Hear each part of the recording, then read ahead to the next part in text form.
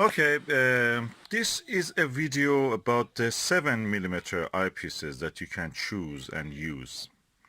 7mm is a high power and low focal length eyepiece.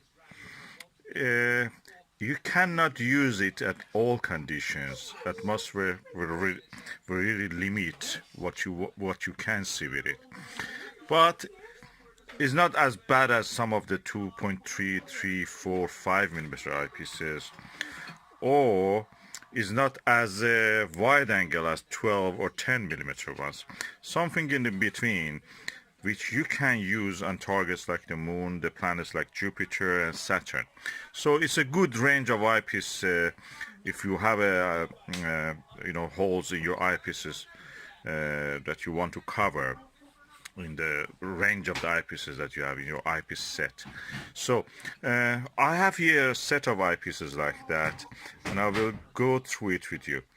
Of course, first we have to remember that there are eyepieces which are not very far from that range that I mentioned. One of them is, for example, 8mm eyepieces. There is not much 8mm eyepieces. This is a Starguider ED 8mm one. Quite large lens. It's comfortable to use, and yeah, it's not bad. The price of it, you can buy it second hand, anything between 30 to 35 pound. New one is 43, so not very expensive considering that the quality is quite solid. And there are Plossl eyepieces like this one that I have here, 7.5mm one, which is have a very tight eye relief. You have to practically get very close and personal with the eyepiece to see anything. But if you can live with it, and if you don't have enough budget, this can be a good choice. It's a Plossl at the end of the day. It has a good flat field of view, is relatively cheap. You can buy it as little as £10, sometimes even less in the places like auction sites, eBay and other places, or a little bit more new. It's better than the Ramstein and the Huygens ones. In the other range of the 7mm, I have a few here. You can get again, for example, something like a Meade 6.3mm eyepiece, which is here. Again, is a Plossl, very tight angle of view, but again, if you can live with it, it gives you a it's really give you good results. It has a, I should correct myself, tight eye relief, so you have to really take your eye close to it. If you're wearing glasses, you should remove your glasses to look in with this eyepiece to see anything.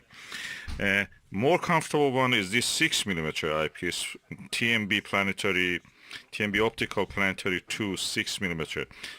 SW stands for super wide angle 6mm. It is one of the cheapest you can get. £23 in Britain, in America probably £30, in Canada around 35 to £40, Australia the same, and rest of the world you can calculate it based on the exchange rate. This is one of the best eyepieces you can buy. Big lens, good eye relief, nice packaging, good feel. The eye cup can be turned. You receive it, you think that is loose. It's not loose. You have to, you can loosen up, bring up the eye cup. So it has a good eye relief, or you can tighten it up, and the eye cup will be smaller. The distance between your eye and the lens. And it has a big lens, good quality, £23, really good. Second hand, even probably cheaper, you can get it. And then we come to Plossls, Meade and Celestron Plossls. They are again with the very tight eye relief. You have to get your eye very close to the lens to see it, but usable. You can use it. If you are short of budget, go for these ones. They are good. And this is a rare eyepiece, this one, Bertele B 6mm. B stands for Bertele. It's a patented eyepiece by the US Army. The modified versions of it are made by Russians and by Japanese. This one is Japanese, Asahi Pentax. It's from Asahi Pentax 60mm telescope. It has a field of view which is 60mm. Field of view of the Plossl is 42 millimeter to 45, sometimes 50. The field of view of this one is 62 degrees. And field of view means the tightness of the hole that you look through it when you completely, your eye is closed. So the bigger is this, you can see bigger portion of the sky. The tighter it is, you see a tighter portion of the sky. So that's a Plossl, a bigger angle of view, something like that. You see less of the body of the eyepiece and see more of the sky. And this has a 60 to 70 millimeter, comparable to a TeleVue Nagler almost. And this is a good eyepiece. I'm telling you, this is a good eyepiece. I have another one of these 17.5 millimeter. One of the brightest images I've ever seen I got with that one. But these are eyepieces if you don't have any 7 millimeter one.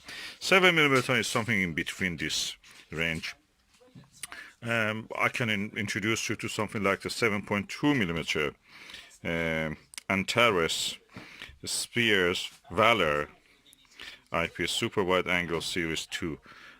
Good eyepiece, quite heavy for the 7 millimeter ones. Long, quite heavy, tall, and good eye relief, and build quality is good. The only thing is that it may be a little bit more expensive, or you cannot find it. This is made in Canada, and it's difficult to find it these days. You may come across it sometimes, but not really all the time. It's good. It's not very good, but it's good. It's acceptable. It gives good views. This is a 7 millimeter TMB Optical Planetary 2 7 millimeter eyepiece. It has a big eye lens, good smite or kind of Barlow at the bottom. Really good quality, solid. Again, the eye cup can be brought up. So for such a cheap eyepiece, really very good build quality. And if you are short of cash, in this range 7 millimeter, you cannot find anything better than this. For less than £23, you can have this eyepiece. Eye relief very good, so you don't need to really go very close to this. You can see the whole picture. The field of view is 62 millimeter, 62 degrees. This one is 82 degrees, very comfortable. This one is a bit tighter, but we come to the better eyepieces here, but in a different price range. This is a TeleVue Nagler 7 millimeter. This is the original or tape one, and now we have the eye relief was around 11 to 13 millimeter, I think. Very tight, but not tight as this ones or this one. But relative to this ones, the eye relief was tight. But I'm telling you, if you find it about this one, £80, I was lucky. Usually it sells around 150, 120, anything around that price. The TeleVue Nagler tape 6 7 millimeter is around that price. This one 120, 130, 150, depending on the greed of the person or how much you need this actually. I must say this has given me the best views of some of the craters on the moon. The craters that were visible with this one, they were not visible with this one. You could see hint of it. And with this one, no, you could not see also.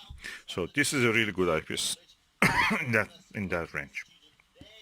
So all in all, if I want to recommend eyepieces, if you're rich and you're not short of cash, this TeleVue 7 millimeter is for you.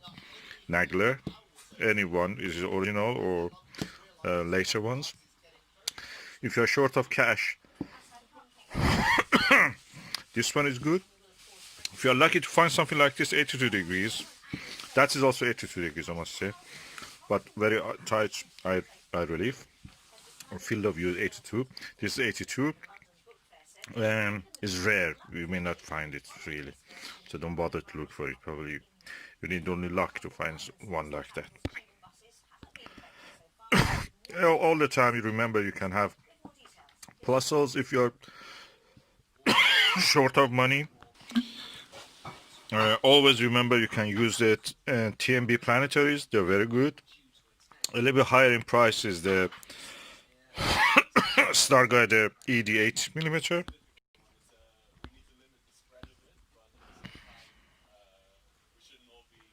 And all these Plossls, if you're really short of money, they will work for you. They will serve you. You can use them. You can observe with them. They're not bad. They're good. They're basic, but they're good. You don't need a lot to spend. If you don't want to spend a lot of money, you just want to see that few things occasionally, there is no reason to spend a lot of money like this one, £150. You can spend a reasonable amount, a low amount of money just to have this and enjoy it a few times. Occasions that you can use this really high power eyepieces is limited. You may not be able occasionally see anything good, any good targets with them. So these will serve you also, don't worry about it. Bertele, if you find it, get it. If you cannot find it, that's it, forget it. You don't find this. These are not very popular. It's patented by the US Army. Anybody else makes some modifications on them, including TeleVue. US Army in this sense have been very stingy with this. They don't let the people use this design. They use it for their own optical instruments, or probably they're not using it even nowadays. So this is a category of the 7mm eyepieces that I have, and I think number one is this. For money and budget, this. If you're lucky, you get this one. This is cheaper than that, almost half price as that. Although about is £70, that one £80. But I was lucky in that sense. 8mm also will serve you well, ED. And Plossl is always available, cheap, better than Ramster, Huygens. When I was a kid, I only had Huygens. These were really a dream to have such a thing. These are good. By today's standard, they're very cheap. On this one, you may not find it.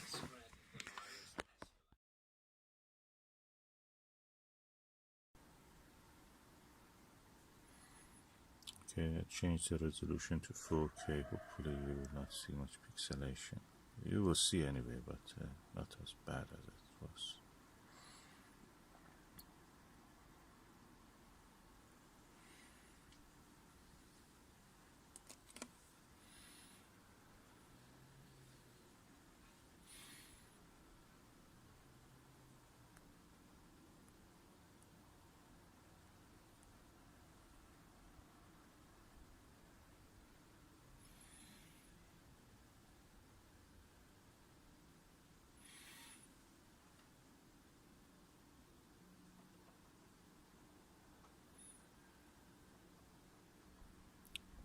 What you see is now passing the center of the picture, hopefully, is what is called as Aristarchus plateau.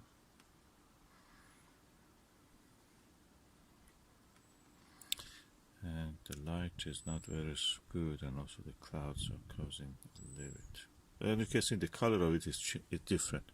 So one of the olivine-rich area. Olivine is a metal that the mineral that exists in the mantle area of the planet's crust, mantle, core, if you remember. These are the layers of the planet's planetary bodies, which are made of rock or any other thing that has this kind of layering. Any object, differentiated object, gravitational differentiation. So it's now passing the center, top of the center, above the center. And the brightest spot is the Aristarchus crater itself.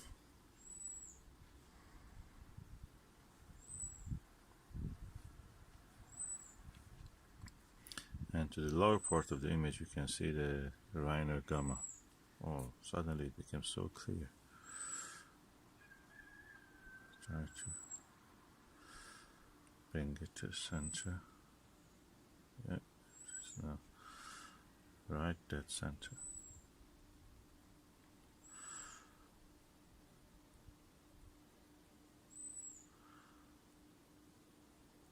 I'm doing all this with my mobile camera, but I use a bracket. It's one of these ones that I bought.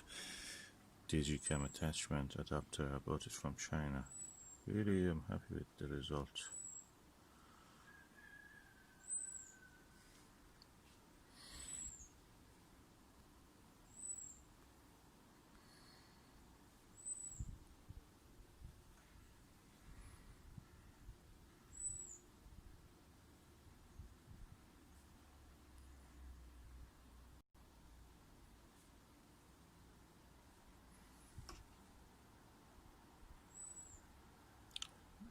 you're looking through the eyepiece directly.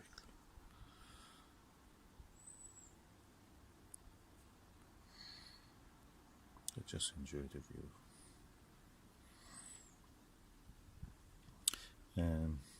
Yeah, good as a map.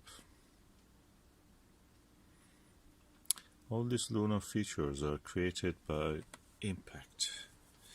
Circular features are called crater. Well, the craters to me are superficial because what you see is the geological feature like mountains, faults, even faults. I've seen some faults, can you believe it, and some thrust faults and faults. You have to look for them. And as my skill in digiscoping increases, I will try to show you more of these features. Aristarchus again is at 2 o'clock, and at 3 o'clock or 3:30 you can see the tiny dot of the Rhino gamma, that magnetic anomaly. The superficial feature, they say that is because the soil of the moon, the lunar soil in that part, due to the magnetic field, could not be weathered, blackened, darkened by the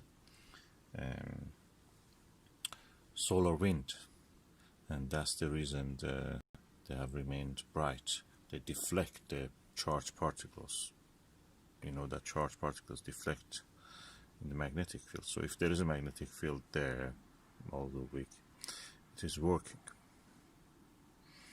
It's one of the interesting anomalies. You can imagine if you're a science writer, science fiction writer, you can write about that.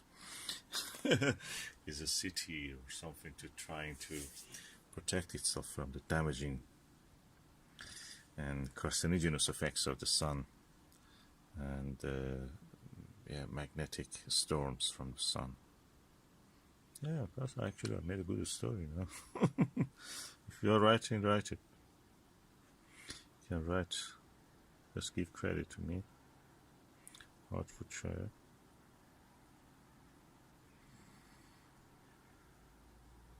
Beautiful, magnificent Caucasus Mountains.